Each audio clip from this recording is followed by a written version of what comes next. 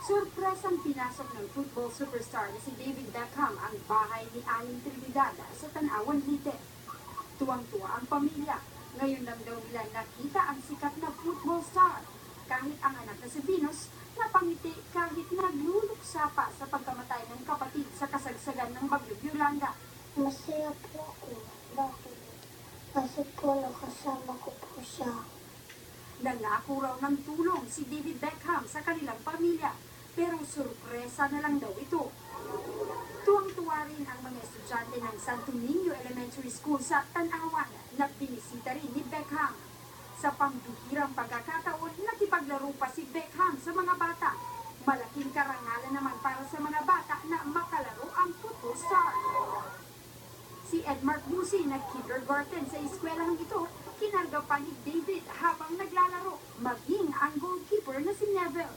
Hindi makapaniwalang nakalaro si David. Masaya. Masaya rin. Nagpunta dito sa aming eskwelahan. Ang mga hindi nakalaro, nakakuha naman ng autograph. Masaya. Kita ko siya. Ang gwapo. Salamat, David! Sa kaunting oras, hindi malilimutang saya ang iniwan ni David Beckham sa mga biktima ng Bagyong Yolanda.